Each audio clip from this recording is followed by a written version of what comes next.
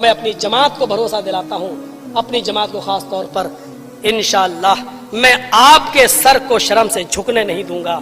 कभी इस तरीके का मामला मेरे साथ इंशाअल्लाह नहीं देखोगे।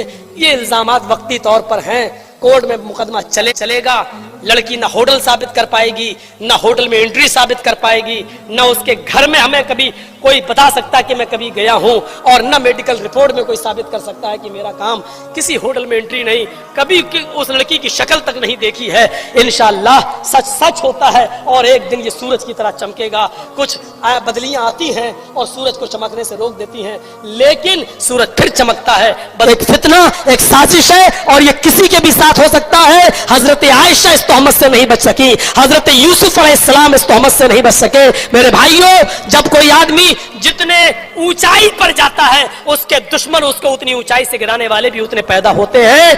डॉक्टर जाकिर नाइक जैसी शख्सियत पर बताइए, जब आतंकवाद का किस्सा हटाया और ये केस हटा और कोई भी सीडी उनकी साबित नहीं हो सकी कि दहशतगर्दी में मुलव्विस है, तो अब करप्शन का और घोटाले का इल्जाम लगा दिया और पैसों का मामला उनके सामने आ गया।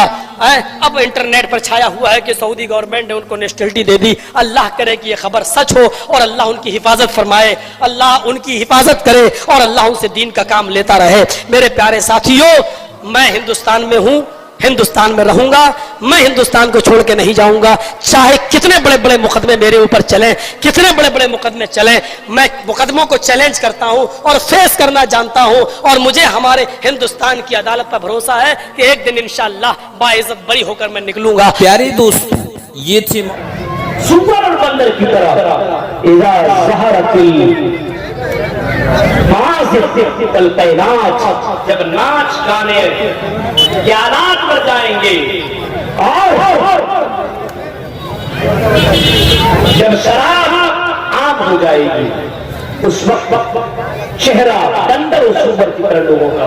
देखिए, चेहरे के अंदर रौनक नहीं है, चेहरे के अंदर रौनक नहीं है। मेरे भाइयों, जरा सोचिए, मोहम्मद रसूलुल्लाह के सहाबी वो थे जब सुन लिया करते थे फौरन अमल कर लिया करते थे। आज गुनाहों ने इतना असर डाला है, इतना असर डाला है कि आज मेरे भाइयों हम तकरीरें भी सुनते हैं, कुरान की आयतें भी सुनते हैं, लेकिन जरा बराबर फर्क नहीं पड़ता है।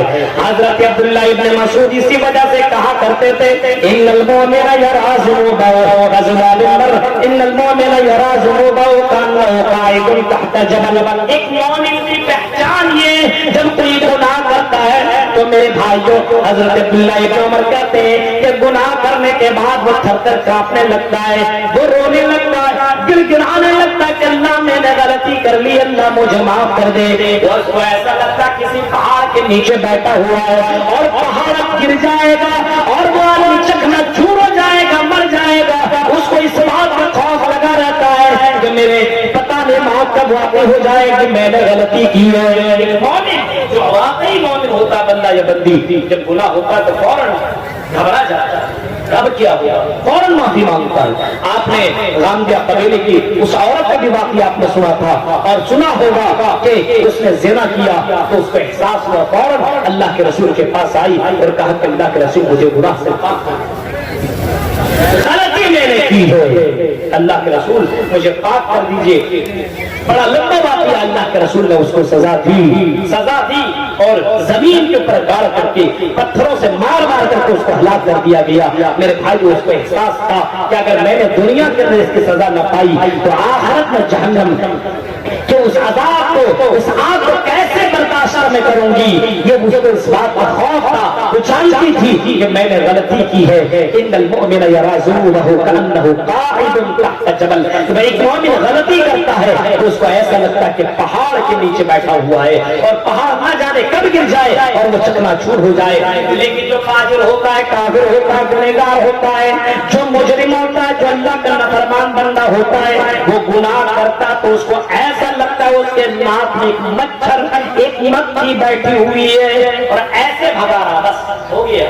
वइन्नल फाजिरा यरा जुनूबहु कअन्नहु, वइन्नल फाजिरा यरा जुनूबहु कज़ुबाबिन मर्रा अला अनफिhi। ऐसा लगता है उसके नाक के ऊपर एक मक्खी बैठी हुई है, उसको ऐसे हटा रहा, बस गुनाह को गुनाह ही नहीं समझ रहा है। इसी वजह से मेरे भाइयों, गुनाहों ने इतना असर डाला है।